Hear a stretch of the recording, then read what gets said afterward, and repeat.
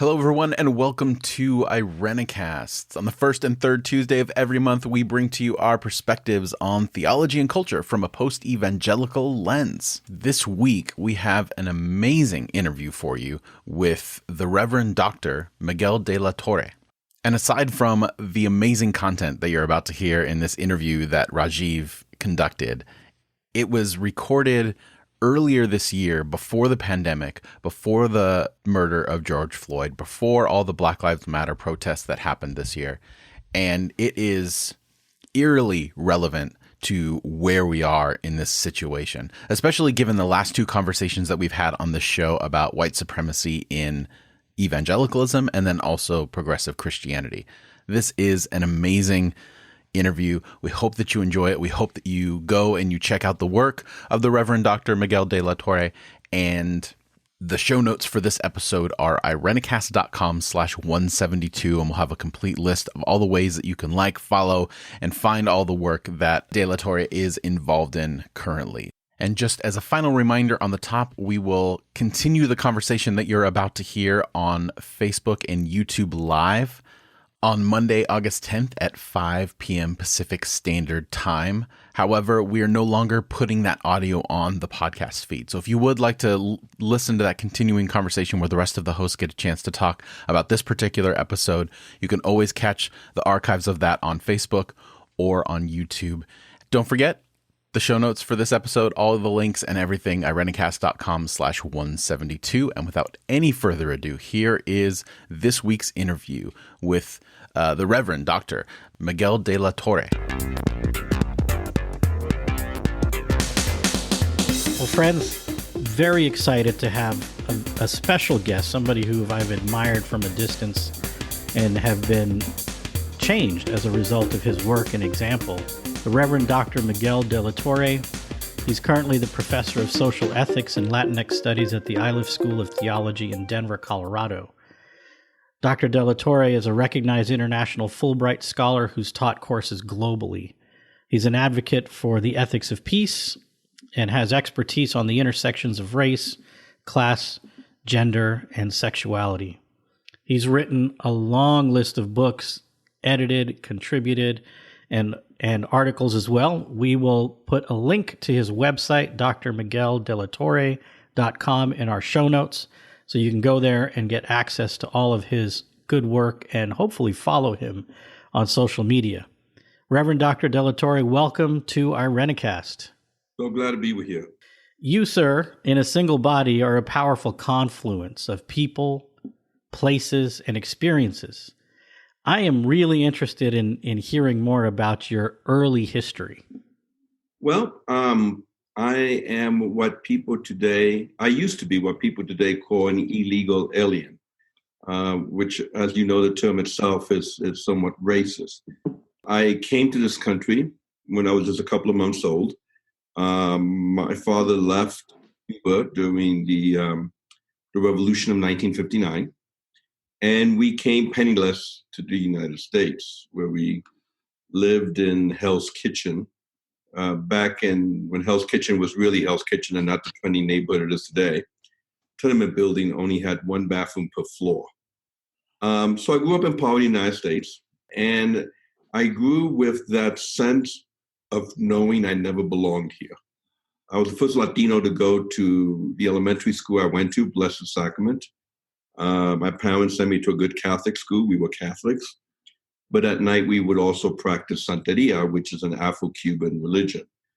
And like many people of the Caribbean, there's a hybridity to our spirituality where we could belong to more than one faith tradition at the same time and really see no conflict. I became a Southern Baptist for very deep theological reasons. The young woman I wanted to go out with would only go out with me if I went to church with her on Sunday, and she happened to be a Southern Baptist. So that's how that worked out.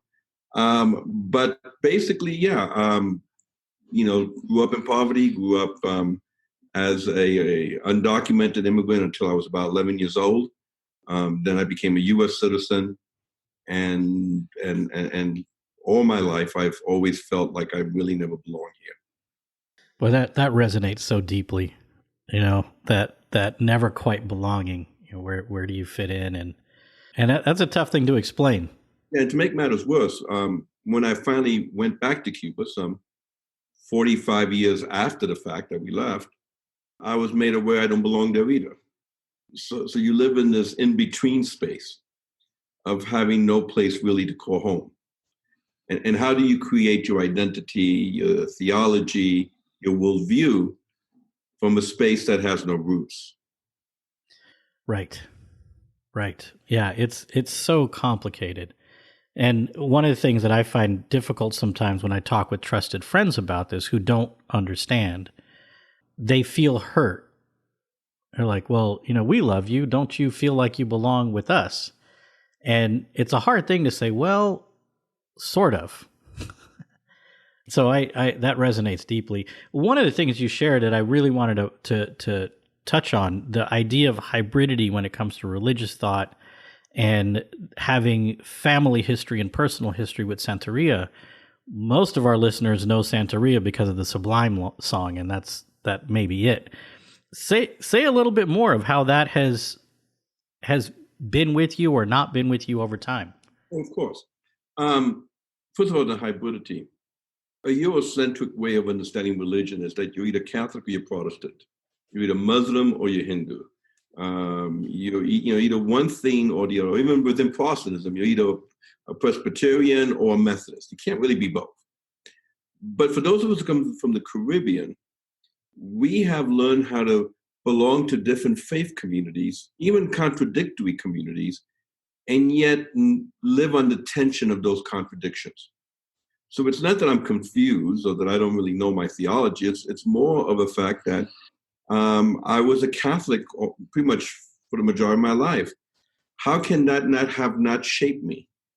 I'm still a Catholic. In my writings, I still look at the encyclicals and I still look at church teachings.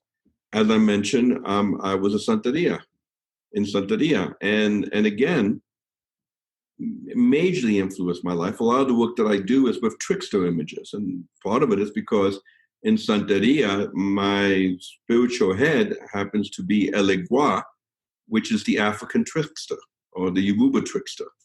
So that has not only influenced my life, but influenced my theology and has influenced how I do my social ethics. And like I said, I'm a Southern Baptist, so there's a certain evangelical zeal to me in preaching liberation, in preaching good news to the poor, in raising the consciousness that we are born to live life, a fruitful life, here in the here and now, not just in some here and after. That's powerful. Another intersection between us too, I've talked to and have explored trying to find out my own family's pre-Christian identity.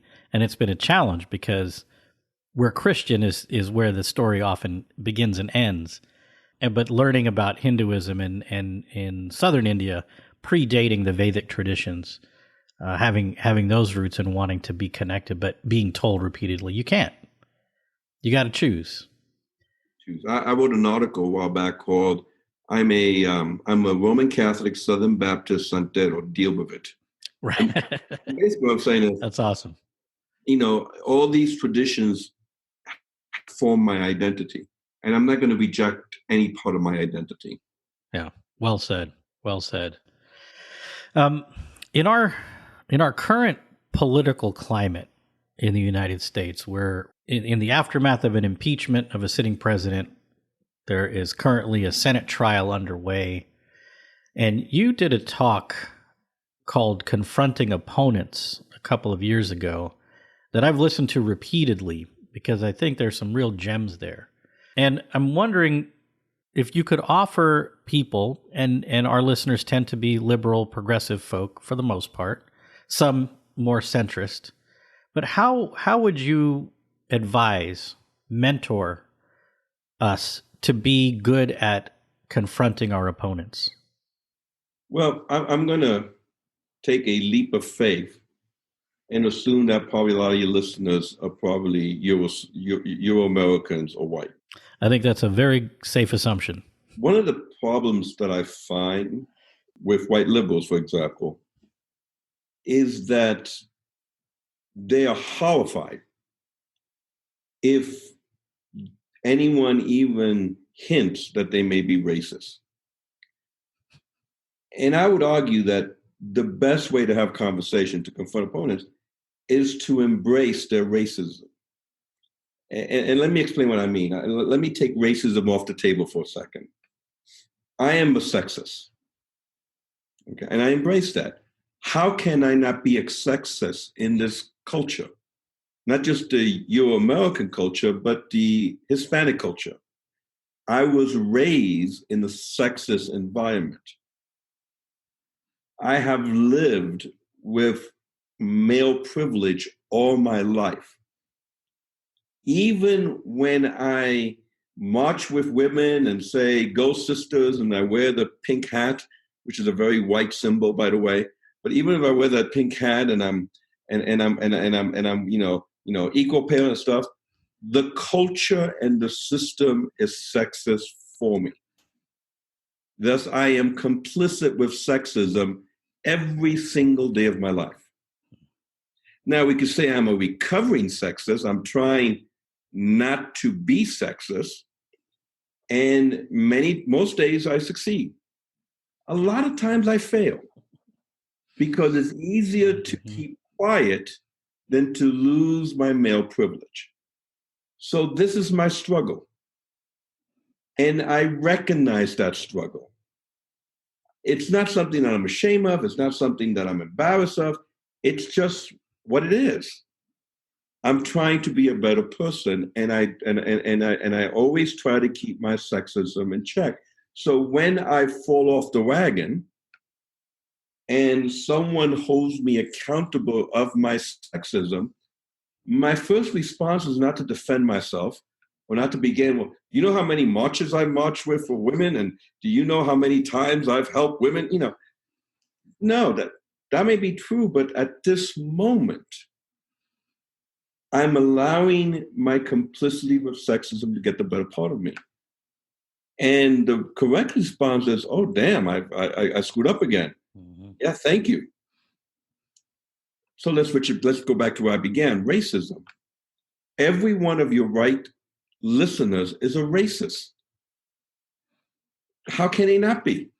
Growing up in this culture, in this society. So embrace that. And let's work on becoming recovering racists. Mm-hmm. And just to be fair, your listeners cannot see me, but I'm a very light-skinned Latino. Mm-hmm. So I am also complicit with racist structures because the fact that I'm light-skinned opened up opportunities for me to get my PhD as opposed to darker-skinned Latinos, which there are very few dark-skinned Latino religion PhD professors. So again, I'm also complicit with this. And I think the sooner we embrace this and the sooner we realize our sin, our complicity with it, the sooner we can move to have some meaningful conversation. Yeah, that's powerful. That's powerful. And another angle on that is also being male, coming from a male-dominant, misogynist society, being brought up to be the head of everything. But having dark skin gives me a strange realization about what it is to be hated for no good reason and given credit for no good reason. And here's an interesting twist to this. You're male. Yep. So therefore, white women honestly could say, well, obviously you're a male, therefore you're sexist. And yeah, okay, we agree. But here's where I think white women are not in touch with their own biases. Many times I find in my community, there is this thing that somehow the sexism of men of color is somehow more brutal, more horrific than the sexism of white men. And I find this, even with something as simple as every time white people talk about, oh, that person's so machista, or there's such a, so much machismo. Machismo is a Spanish word. Mm-hmm. there were good English words for sexism, Right. i.e. sexism. Right. But by using machismo, it somehow is a worse form of sexism. Now, don't get me wrong. All sexism is horrific. No one ethnic group has a monopoly on doing it better or worse. Mm-hmm. Now, they all may be different, but they're all still damaging.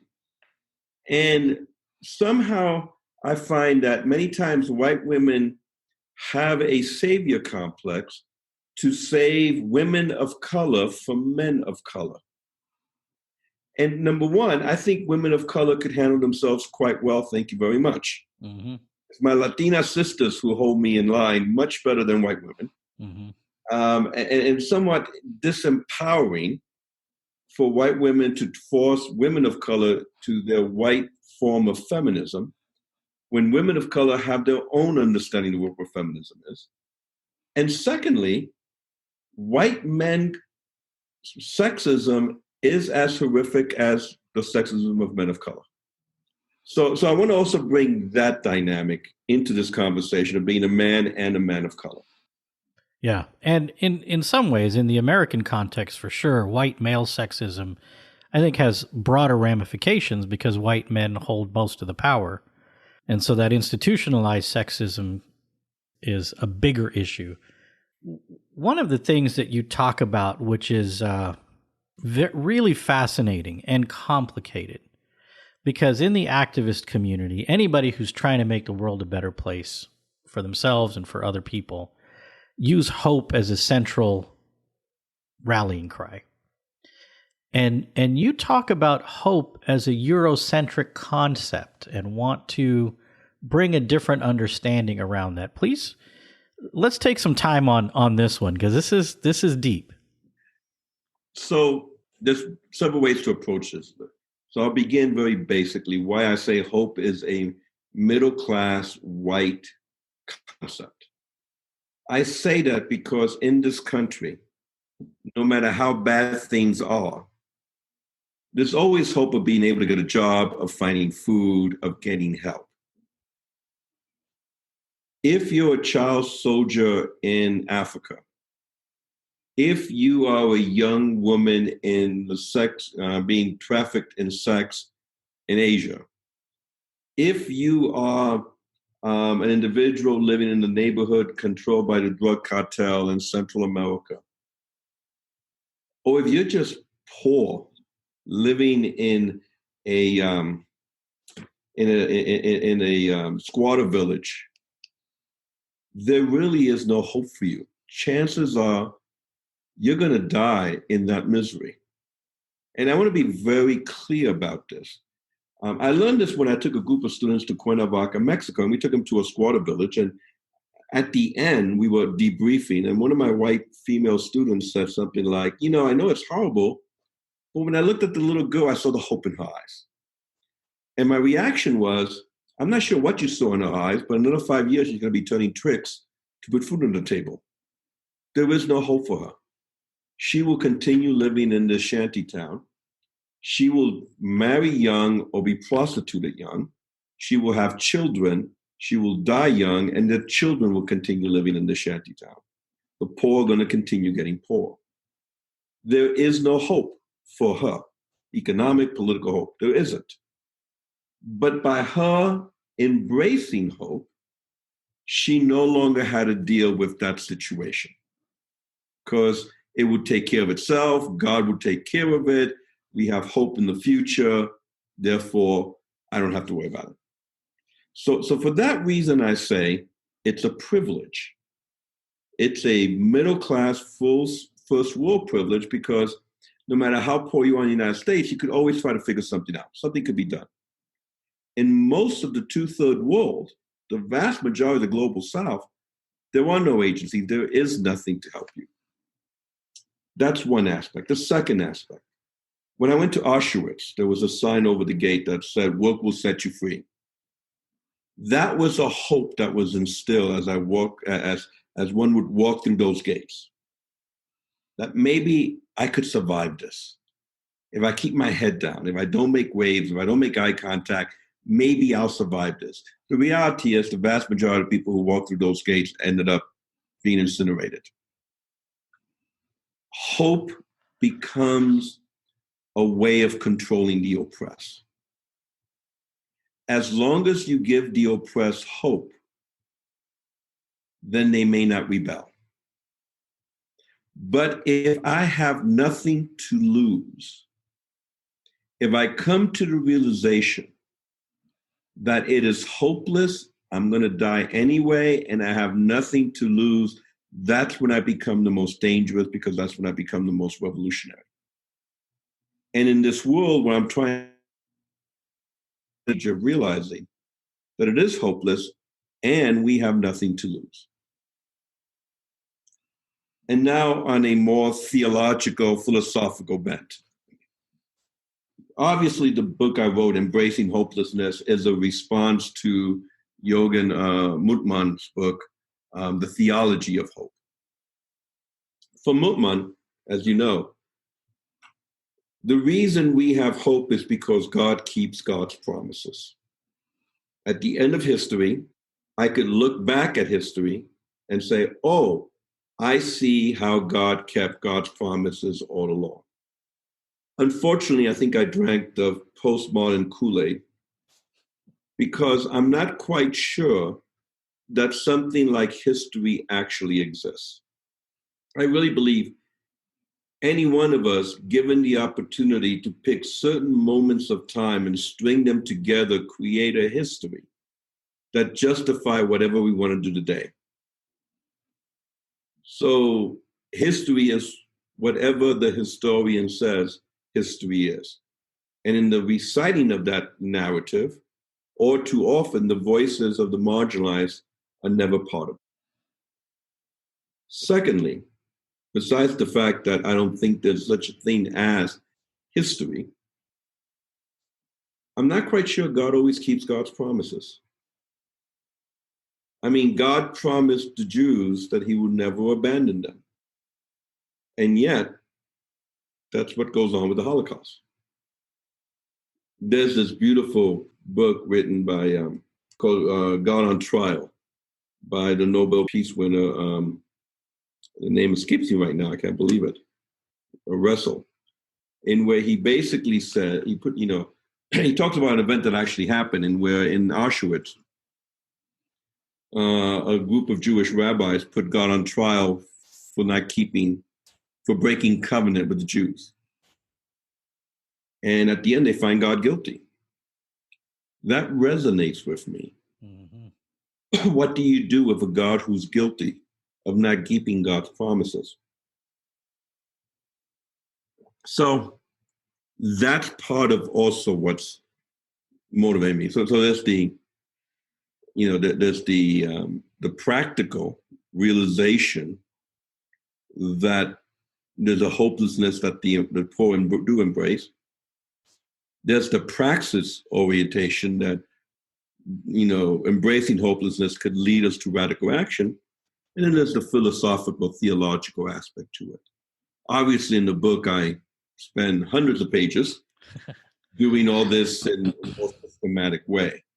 But that's pretty much the main points of why I'm embracing hopelessness. Yeah, and I think the sentiment is really beautiful, but I've had the opportunity to sit with it for a little while. And it took me some time because I had a pretty emotional response. It's like there was an intellectual, oh shit, he's right, but then there was an emotional, well, now what? There was like it created an emotional vacuum, and along those lines, I'd like you to speak to the folks who are thinking about that image of looking into the child soldier's eyes, or the young girl who's living in abject poverty, whose body's going to be, both of their bodies are being used as raw materials and are going to very likely, almost certainly die in those circumstances. So the emotional toll that takes, both on the people living those lives and then those of us who grew up in a culture where we're all about hope and optimism and opportunity and bootstrap philosophies. How do you cope with that in the sense that, okay, this is real, but I shouldn't give up. So I've got a bit of an agenda here. Well, let me put it this way. Embracing hopelessness allows me to cope with this a lot better than embracing hope. And let me explain what I mean by this. How long do social workers usually last? Not very long. Now, of course, there's exceptions, but usually what I've discovered is that many people who go into social work, who go into activism, who go into changing the world, burn out very quickly because they want to change the world. They know they could do it. They have hope it could be done. You know, my mind could conceive it. My heart believes it. I could achieve it. All this great stuff. And then after a few years, not only does things not change, but they get worse. And then they're like, now what? I've done everything I can. Nothing has changed. I'll start selling real estate instead. And they move out of it. And people in activism and any type of social work burn this out at a very, very, very high rate. I've been working with these issues of immigration, of poverty for decades. I'm not burned out because I realize it never depends on me. I'm not the savior of the world. Everything I do probably is not going to work. So the question is, why do I then do it? Why bother? Why don't I instead watch TV or watch it? And here's the answer. Very simple. I do what I do. I am active in bringing about social justice, even though I know I'm going to fail. I do that because it defines not only my identity as a human, but my faith as a Christian. The result is not what defines who I am. The action of doing is what defines who I am. I have no other choice. Trust me.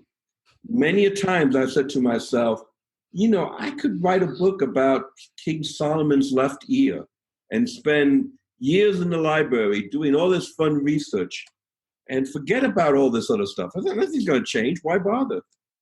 My life will be so much more carefree. But I will not be the person I am. I would not be able to profess the faith I have, and my ability to claim humanity would be somewhat damaged. So, I don't do this for some rubies and a crown and some hereafter. I mean, great. Heaven, yeah, I believe in it. I already got my mansion, all that stuff. But even if I'm wrong and there is no heaven, even if this is all there is, so what?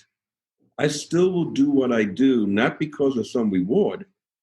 I do what I do because it defines me. Yeah. And here's the question your listeners really need to ask. Do you fight for justice because you think you're going to win? Or do you fight for justice because you have no other choice but to fight for justice? See, when you think you're going to win, everybody joins the bandwagon. So what? Do you fight for justice when you know you're going to lose? I do what I do because it defines me. That's the life motto right there. It really is. It's tough to distill some of these things down, but there's a lot there. And thank you for taking us through that pretty complicated arc of thought and giving us something to hang on to. And I personally recommend the book. We'll be putting stuff out there in the show notes as well. In your work around nonviolence, you also are very open about, like you have been about being sexist, your baggage, like we all have baggage. In relationship to nonviolence, you have cited in the past, and maybe numerous times, Cesar Chavez's words, "I am not a nonviolent man. I am a violent man trying to be nonviolent." Talk about that relationship in your work in that arena. Being the only Latino at the time in Jackson Heights, that's how old I am. living at the time, it was an Irish and Italian neighborhood, and having the different groups take turns beating me up after school on a regular basis. Up in a very violent environment where nonviolence is a great idea, but it doesn't work in the schoolyards when you live in poor neighborhoods. This is a very difficult concept for me. I am a very violent man. You get in my face and I'm an old New Yorker. I mean, I just want to shove right back. I don't. But how do I embrace nonviolence while I find violence sometimes to be so useful? But though it is useful, here's the problem. It changes you as a person.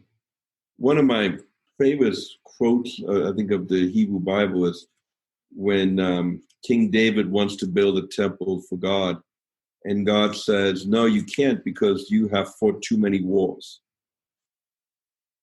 Fighting changes you. Killing changes you.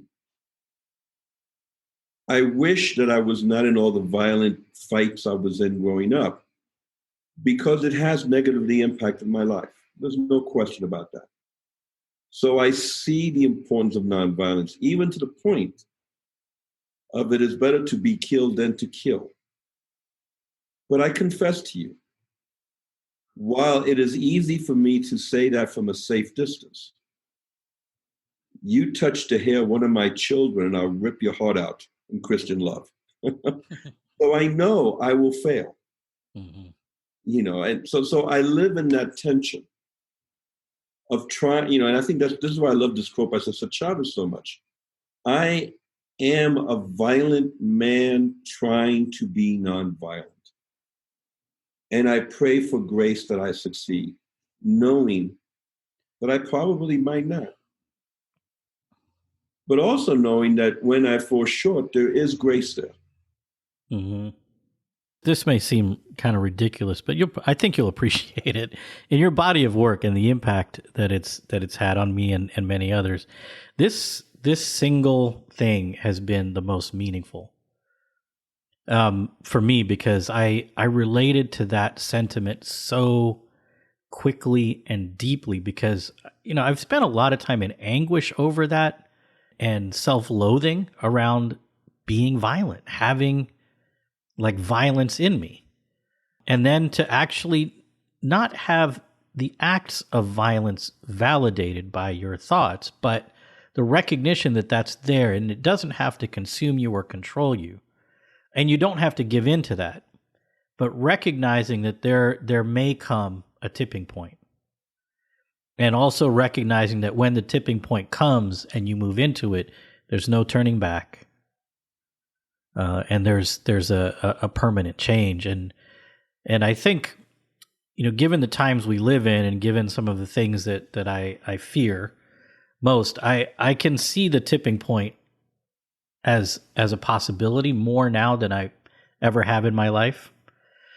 I would confess to you, as occupying a Latino body, I am more afraid today than I was back in the 1960s. I am more afraid for my safety than I ever was living in New York in the slums back in the 60s. When I hear the rhetoric that if the election doesn't go my way, I'm buying guns, that scares me.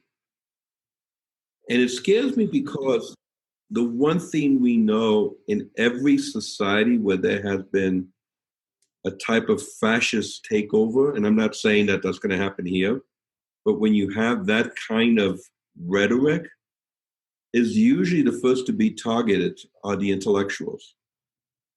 I was in Krakow, and I went to the factory that Schindler had, and they had an exhibition of how the Nazis took over Poland. And I always assume, well, the first thing they did was they rounded up the Jews. And I was shocked to find out that the first thing they did was they round up the intellectuals. That hit me like nothing else. Now, I'm not trying to say, oh, look at me, poor me, I'm in danger, but in the last year, in my speaking tours, when I go speaking in places, there was a couple of times where they had to hire armed guards because there was chatter about, violence towards me. I've never had that happen before until last year. So something's going on in this country that is scary for those of us of color. Yeah, boy, that's awful. And I'm so deeply sorry and hurt that is going on. And in addition to people of color, these are the kinds of things that have been happening to women for many years in many contexts. But, in the aftermath of the election of Trump, I was still working in the nonprofit arena, working at an anti-poverty agency in the foothills of California, the Sacramento area, gold rush country. Highway 49 was my commute, the 2-lane rural highway. Pretty much all the counties that I worked in are Trump country. The election happens, a couple of Confederate flags pop up. I get nervous for the first time since I can remember. I grew up back east and was coached, thankfully, taken in and coached by African-American families of my friends at school who, when we drove to Florida, would tell us where we should stop and where we shouldn't stop. And then I got pulled over. I was on my way home. The lights came on. I have not been that afraid in memory. And rural road, nobody else was out there. It was dark. Literally, just afraid for my physical safety. And I haven't been that afraid since that event. Fortunately, the officer was the kind of officer you hope is in every role. Very polite, had, my sticker was expired. I had recently moved. So explained, they must have sent it to the old address. It was very pleasant. He said, yeah, well, it'll probably resolve itself, but go into the DMV and get your own sticker. Apologize for inconveniencing you. So a real relief, but the climate is such that to be passive, to be silent, both no matter what place in our society that you hold, there's no room for silence anymore. We need allies to stand up and be vocal. Yeah, it's hard to even speak of because I don't. As a male, I wasn't socialized to be afraid of anything. Well, same here. It was I was socialized to throw the first punch before anybody throws it at you. But we live in a very different time now. But to your point, I find myself at meetings many times, faculty meetings among intellectuals, and then somebody says something which is obviously racist and problematic, and none of my white colleagues says anything. I'm the one that has to say something. And quite frankly, I am tired of saying these things. It's time for our white colleagues to be the ones holding the kinfolks responsible for what they say. Mm-hmm. When that begins to happen, we'll start moving forward. Yeah. But it's not happening. Then what happens is, because I'm always saying, now wait a minute, hold it. Did you hear what you said? Then I become the angry Latino. Yep. And maybe some of your listeners will say, why is he so angry? I'm not angry. First of all, if I was, I have every right to be after living 60 years dealing with ethnic discrimination. But I'm not angry. I have pity for many of these folks. But if I could be labeled as angry, then everything I say could be dismissed. Right.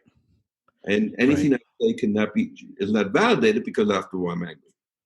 And I guess going back to my original point, what bothers me is that after meetings, a lot of these white colleagues come up to me, oh, this was terrible what so-and-so said. I just couldn't believe they said that. I'm so glad you said something. I feel like saying, well, why didn't you? Right. If you were so bothered by it also. Yeah. And and when it does happen, I've had a couple of instances where, in my case, a white friend or colleague speaks up on behalf of some racist nonsense, and it's like it's the sweetest thing. It just feels like, okay, it's one of those, the sky opens up moments, because they're rare. And in turn, one of the things that I work on quite a bit is trying to understand how masculinity can evolve. And one of the things men get called on a lot, men that identify as feminists, is to be the same kind of ally to women in those spaces, and to be able to stand up. And along those lines, you're talking about our formations a bit. How do you see and envision the evolution, the not see like its existing trajectory, but how does masculinity need to evolve to be a better masculinity? Oh man. Using Christian language for a moment, I feel I have to crucify my sexism so I could become a new creature, because it is so much a part of me. The Christian concept of turning away from sin and crucifying your sin and becoming a new person, that's useful language, especially for those who happen to be Christian, because that's really what it takes. I have to become a new person. I really have to shed this male way of seeing, which is almost hopeless. Yeah. Because I'm so rooted in it. Mm-hmm. And I want to say, well, I'm looking at the young got it, yay for them. We're going to, have a much better world in the future because the young people. But then I also remember I grew up in the 60s with hippies and make love in the park and don't trust anybody over 30. And we're going to change the world because we're into peace and love. And many of them now are Trumpites. So as much as I look to the youth as the future, maybe they might be the answer, I'm also very well aware that as they grow older and they step into the spaces that have been created for them, it's so easy to then adopt the same racist, sexist, homophobic attitudes of the previous generation. Yeah, I think that's really powerful. In that, I have two sons. They're in their 20s, and they're middle 20s, and they're incredible young men, and they have learned how to be young men under a new set of rules, social rules. So I think behavior has made some positive strides, but I think the internal constructs of who we are still remain. And that concept of crucifixion in the Christian tradition, where there is resurrection, there is rebirth on the other side of that. Yeah, I've never thought about applying that specifically, but that's some powerful imagery. It may be what it takes. And then there's a risk that you're not going to get up, right? Because so much of you is infused with it. If you go down hoping you might come up, it may not happen. It may not happen. Resurrection may not occur for some of us until maybe another life. Right. Because it's so infused. But you mentioned your two young sons, and I think one of the that they learn how to operate under a new set of rules and a way of being, and that's important. But I think without the crucifixion of one's sins of racism and classism and sexism and all that stuff, what happens is what we saw happen with the election of Trump. We all learn political correctness. Or you don't say the N-word in public, or you don't call her sweetie, you call her miss, or you don't even use miss because that implies sexuality, so you just use they, or we learn all the right political correct language. And what Trump was able to do is say, we don't have to do that anymore. And the same people who were politically correct before now say, why bother? I'm just going to call a spade, you know, as Right. problematic as that phrase is, but Right. that's exactly what they're doing. I don't have to be politically correct anymore. You know, so sweetie, smile a little bit more, you know, because I could say that now because Trump has done a lot worse by grabbing women by their, you know what. So part of that is if all we do is learn the right language, if all we do is learn political correctness, if all we do is learn, you know, how not to appear racist or sexist, and we never do that crucifying of ourselves and creating a new creature, it's only a matter of time before we revert back to our nature. I agree. There's a lot there. Well, friends, we're going to conclude this conversation with the Reverend Dr. Miguel De La Torre. He has a lot to offer. Please check out his website, his many, many books. And any closing thought of wisdom, Miguel, before we transition to playing this game? I do. There's one thing we didn't talk about. When we talked about hopelessness, I do have a response to hopelessness. So what do we do? And I talk about an ethics para joder. For your listeners who don't know Spanish, joder is a word that is equivalent to a certain four-letter word that begins with F and ends with K. I only curse in Spanish, not in English. And what I'm saying by that is, when neoliberalism has won, when racism and sexism are the norm, when it's hopeless and you're going to lose anyway, the ethical thing to do is to screw with the system. Because if you hit the system head on and fight, you will be decimated.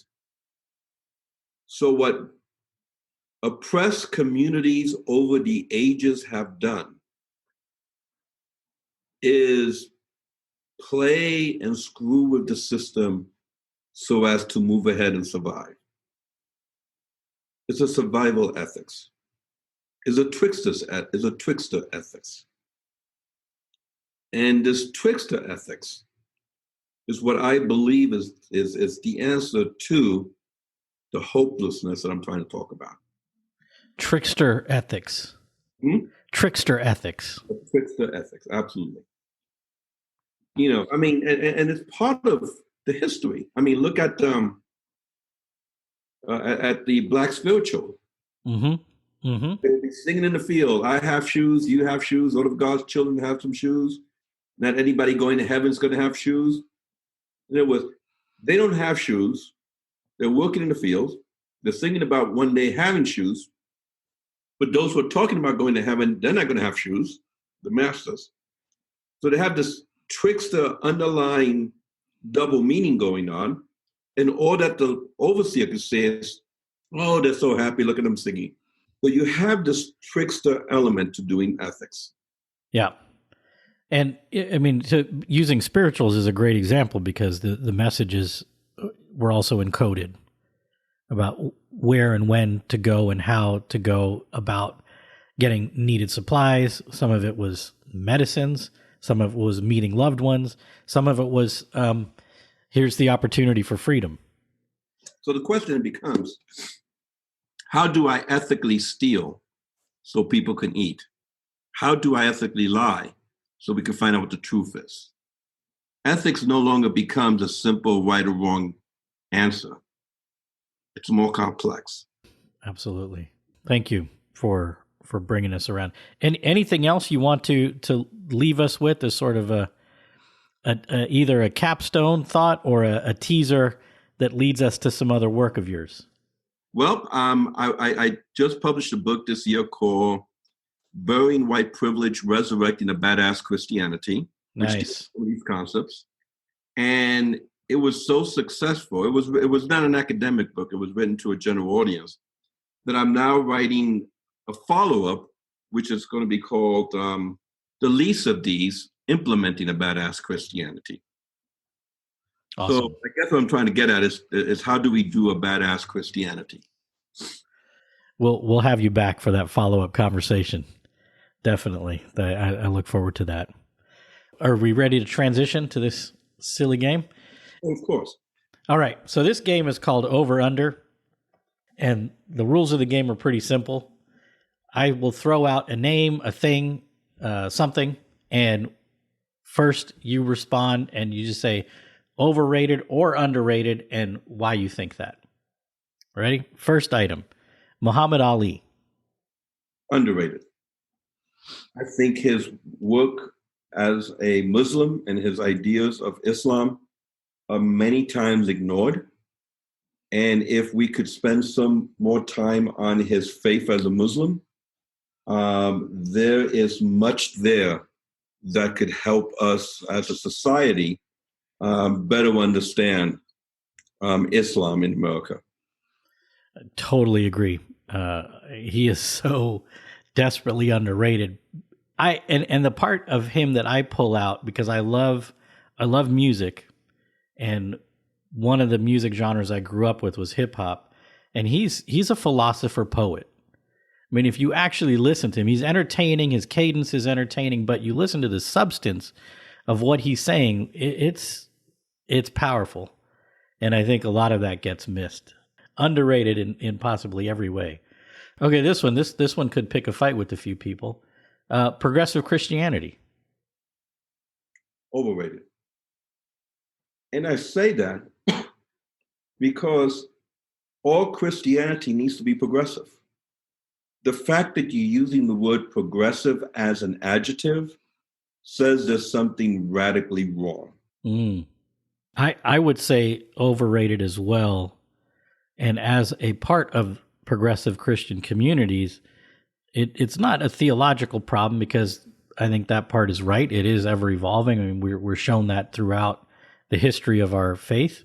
But I would say overrated because of the incredible ineffectiveness when the dominant narrative is so antithetical to what gospel-believing Christians, social justice, Sermon on the Mount Christians, as it were, that message just seems to be non-existent. So in that sense, I would say overrated as well. Having history in Cuba, I thought this would be an interesting one because a lot of people don't know that jazz is a big part of Cuban culture and history. Jazz, overrated, underrated? I have to say underrated, or else my wife would kill me. And I say this because she just dropped her jazz album. She's a Latina jazz composer. Wow. Classical Latina jazz. And she just dropped her album last year. She's writing her second album now. What's her name and what's the name of the album? The name of the album is called Coño, C-O-N-O, but with a swing.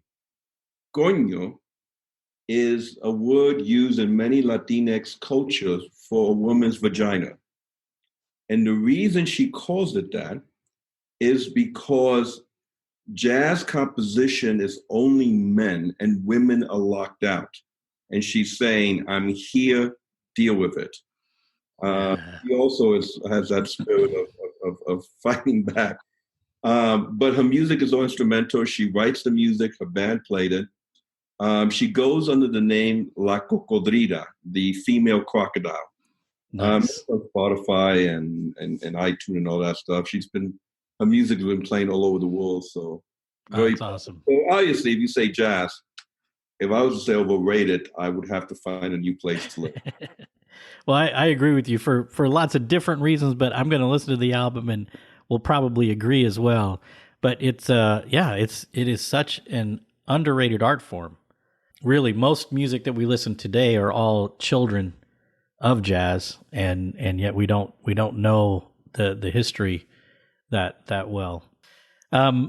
Final one, and this is a recurring theme with me: avocado toast.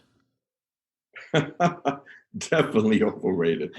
I mean, I'm sorry. I grew up I'm a Caribbean boy. Avocado is something I eat all the time. The idea of paying, $9.99 for some avocado and a piece of bread, only among a certain group of people. I mean, don't get me wrong. I like to make it. I eat it, but yeah, I'm so with you. It is so ridiculously overrated. It's yeah. It's, to me, it's amazing that it's actually a thing. Yeah, I mean, like I said, eating avocado with all my meals was like what you do. Right. And in California, there's a degree of that as well, but California is very guilty of perpetuating the avocado toast hoax. So there we have it. Well, thank you very, very much, Miguel, for spending your time with us, and look forward to staying in touch via your work and have you back. We're going to wait for that second book so we can learn how to be badass Christians. And Thank you. It was a pleasure being with you today. Awesome. Thank you so much. Bye now.